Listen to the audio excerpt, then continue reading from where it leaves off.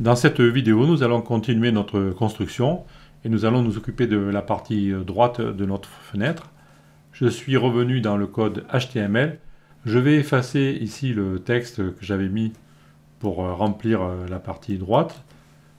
Au niveau du div, je vais lui rajouter un identifiant ici. Je vais l'appeler sidebar par exemple. Je vais aussi rajouter une classe de Bootstrap qui se nomme P3, c'est-à-dire que je mets un petit peu de padding sur les quatre côtés afin d'aérer mon contenu. Et à l'intérieur de cette sidebar, je vais donc rajouter un premier bouton. Je vais lui donner un identifiant Start, c'est lui qui nous permettra de démarrer la capture. Et je vais aussi lui donner des classes de Bootstrap, à savoir BTN et aussi BTN Primary. Voilà, je fais tabulation, mon bouton est créé, je mets son contenu, démarrer.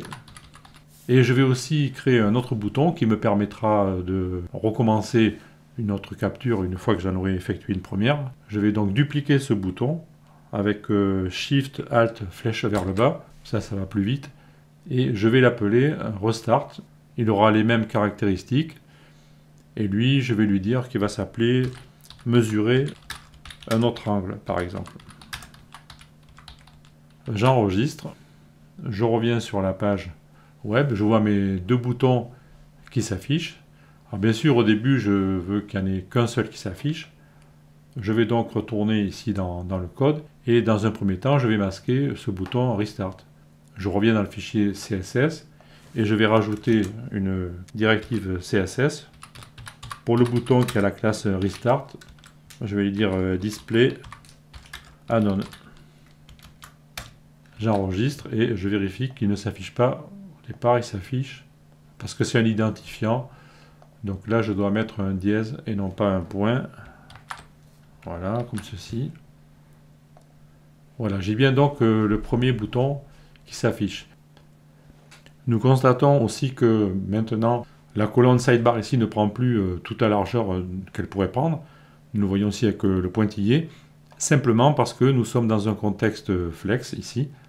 Si on revient sur le row, alors le row, donc on sait qu'il est en display flex, et l'élément enfant, le sidebar qui est un flex item, si on cherche un petit peu au niveau des propriétés calculées, on s'aperçoit que son flex grow est égal à 0. Donc si on veut que cet élément prenne toute la largeur qui reste, il suffirait de lui donner la propriété flex grow est égal à 1. C'est ce que l'on peut faire rapidement ici en revenant dans le code CSS.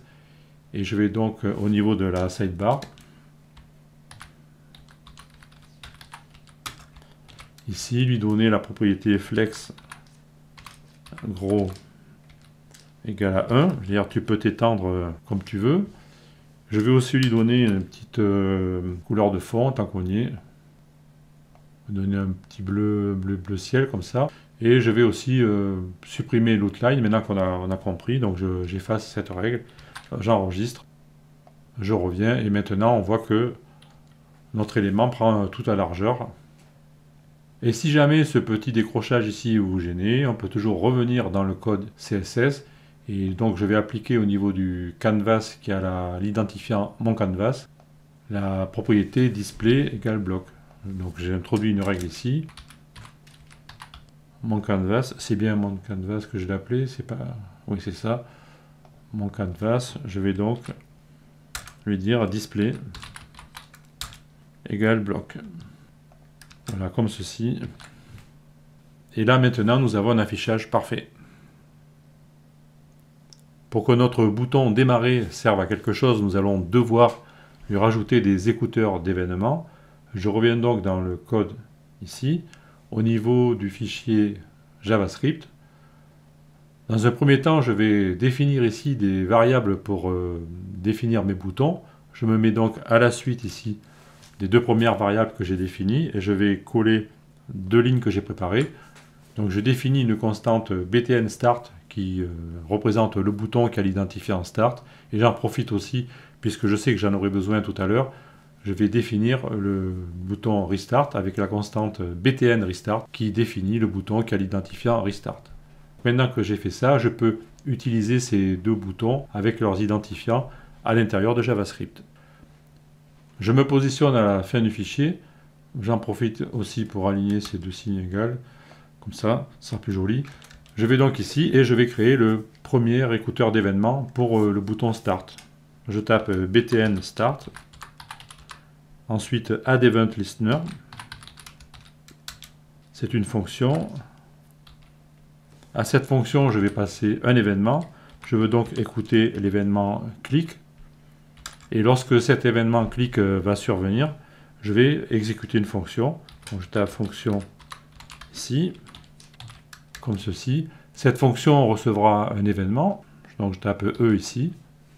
Et cet événement pourra éventuellement me servir à récupérer des propriétés. Donc ça, c'est classique en JavaScript. Maintenant, lorsque je clique sur ce bouton, je vais vouloir cacher le bouton démarrer, bien sûr, puisqu'une fois que j'ai démarré, je ne veux pas que le bouton soit visible. Je vais donc le cacher en changeant un attribut. Donc je vais coller ici une ligne que j'ai préparée pour aller plus vite. Je vais modifier l'attribut style du bouton avec la valeur display égale none en utilisant la propriété setAttribute. Lorsque j'aurai cliqué sur le bouton, il va se cacher tout seul. Et une fois que j'aurai cliqué sur ce bouton démarrer, je vais vouloir que le canvas reçoive les événements de clic. Je vais donc maintenant ajouter à Canvas un écouteur d'événements qui va lui aussi écouter les événements clic. Alors ça ne pourra pas entrer en collision avec l'écouteur d'événements du bouton puisque je viens de le cacher le bouton. C'est-à-dire qu'on ne pourra pas recliquer sur le bouton. Je peux donc tout à fait rajouter un deuxième écouteur d'événements sans courir le risque d'avoir des collisions entre les événements. Je vais donc rajouter cette ligne ici. Au niveau du canvas, je rajoute un écouteur d'événements qui va écouter l'événement clic et qui va exécuter une fonction que j'appelle capture clicks et que je vais devoir créer maintenant. Au passage, pensez bien à documenter votre code. Ici, je vais rajouter un commentaire démarrer la capture. Ici, je peux mettre aussi fin écouteur bouton. Lorsque votre fichier fera 300 ou 400 lignes ou 500 lignes, vous verrez que ça rend service. Et maintenant, je vais créer la fonction capture clicks ici que j'ai invoquée. Donc je déclare une fonction comme ceci. Et là, pareil, je vais mettre un commentaire de fin. Fin fonction capture clicks. Et je vais aussi rajouter un commentaire à cette fonction pour que ça soit plus clair. Là, je vais dire comme ceci, afficher des points en cours de capture. Alors, je remets mon code d'aplomb. Et pour l'instant, je vais d'abord mettre des console log, juste pour voir que tout va bien. Ici, je vais mettre un console.log bouton cliquer. Et alors, je vais le copier pour aller plus vite. Je vais mettre un virgule d'abord. Voilà, CTRL-C, je vais le coller ici. Et là, je vais mettre Canva cliquer. J'enregistre et je vérifie que mes écouteurs fonctionnent bien. Pensez bien à vérifier comme ça par étapes. Alors, je vais ici afficher la console avec F12. Elle y est. Donc, si je clique sur le bouton, je vois bien bouton cliquer qui s'affiche. Et si je clique dans le Canva, je vois Canva cliquer avec le petit compteur ici qui s'incrémente à chaque fois que je clique. Donc mes écouteurs sont bien positionnés, je peux continuer et je pense que vu la durée, nous allons faire ça dans une prochaine vidéo. Je vous donne donc rendez-vous dans la prochaine vidéo afin de continuer notre progression.